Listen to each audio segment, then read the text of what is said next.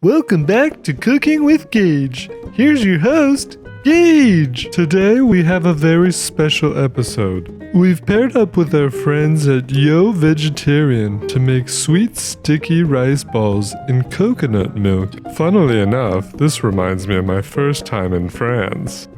Anyways, this is my co-host Pat, who was nice enough to teach me this recipe.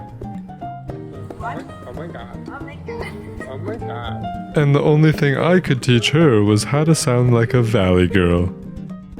The ingredients to make this yummy treat are sesame seeds, sugar, salt, rice flour, water, coconut milk, and pandan leaves. Is there a reason why Pat gets a wardrobe change and I don't?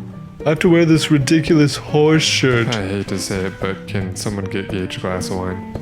That's incredibly stupid. To make the dessert, you first grind up the sesame seeds and add sugar to make a nice pasty sesame ball.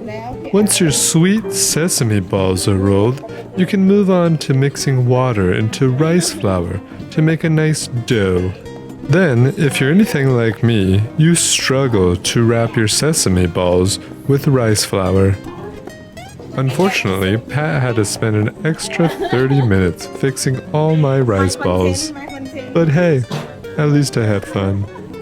We're making just over 100 rice balls to serve tomorrow for Buddha Day. Buddha Day happens once a week. It is a day where a lot of community members will eat vegetarian. It's kind of like Meatless Monday.